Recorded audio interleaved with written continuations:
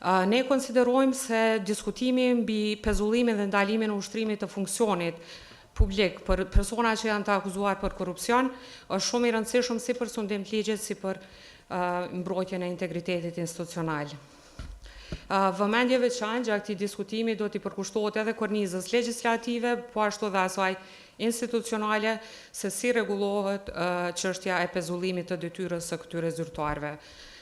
Përveç pezullimit, nëse një person zyrtar dënohet për vepra që kanë të bëjnë me keqpërdorim të detyrës zyrtare dhe korrupsionit, mbetet shumë e rëndësishme ndërmarrja e veprimeve që këta persona të largohen nga shërbimi publik dhe organet punëdhënëse. Ne si agjenci duke qenë mision parandalues për pranërimin e korrupsionit, tema nuk është na prek direkt. Ne shohim më shumë nga aspekti i humbjes së besimit të qytetarëve dhe ndryshimit të percepcionit, duke pasur një percepcion negativ të qytetarëve, tensionet që mund të drejtohen apo të ndërmarrjet publike që mund të drejtohen nga zyrtarë të cilët kanë akuza aktive, sidomos për sa i përket korrupsionit dhe do thotë te kalimit të kompetencave zyrtare të tyre. Është e rëndësishme fillimisht që institucionet të ruajnë besimin e qytetarëve, të ruajnë integritetin e tyre në funksionin e përditshëm. Kjo është një kërkesë ligjore e cila ka rrjedhur në së fundi me legjislacionin e ri të aprovuar. Edhe përpara nuk është çështë ndaluar sepse gjykata ka mund të vendosë edhe ndalesë të tillë për kryer, po tashmë është bërë si kërkesë formale që të ketë një vendim për atë sa ai ndalohet apo jo. Është e rëndësishme që secili nga ne, sidomos e më shumë, vërtet, institucionet mbikëqyrëse ta kenë parasysh këtë ndalesë dhe të vlerësojnë atë dëm që i bëhet institucionit duke mbajtur një zyrtar të lartë, drejtues, me akuzë duke drejtuar institucionin. Ligji për zyrtar publik, dispozitat që përcaktojnë pezullimin, zbatohen ndaj gjithë zyrtarëve, edhe ndaj zyrtarëve profesional, po edhe ndaj kategorive drejtuese. E para, po pëlqen që titulli është për zyrtar të akuzuar, se besoj e dini që me ligjin për zyrtar publik që ka hyrë në fuqi në shtator 2023, pezullimi nga detyra zyrtare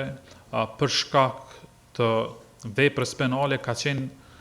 e përcaktuar me një fazë shumë atëhershme, që ka qenë momenti kur është inicu procedurë penale për kryerjen e veprës penale. Kjo ka pas disa probleme në zbatim praktik. Ne kemi ndryshuar në enin 69 të ligjit për zyrtar publik, edhe kemi parapat që tash pezullimi sipas detyrës zyrtare duhet bëhet momentin që ngritet akt akuzë për kryerje të veprës penale gjatë ushtrimit të funksioneve. Po me rëndësi është që ligji tash ka parapat që kushdo që ka akt akuzë për kryerje të veprës penale gjatë ushtrimit të funksioneve, pa marrë parasysh pozitën e tij, pa marrë parasysh kohën e kryerjes të veprës penale, kohën e ngritjes të akt akuzës. E rëndësishme është që dikush që ka një akt akuzë aktive për kryerje të veprës penale, gjatë ushtrimit të funksioneve, sipas ligjit duhet të pezullohet prej vendit punës. Çush bëhet pezullimi,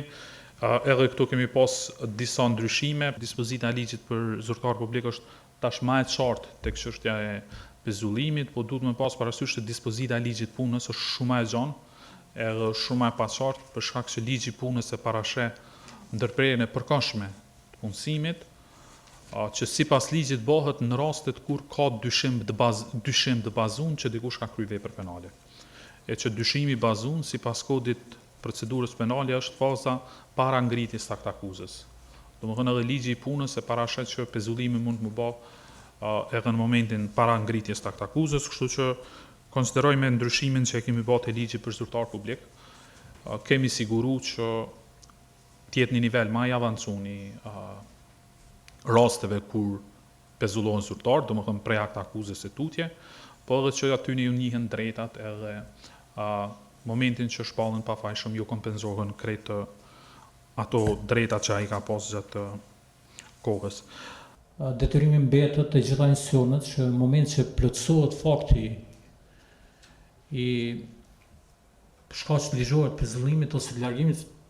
duhet marrin veprime proaktive. Qysh i sigurojnë këta është detyrë vetë institucioneve publike.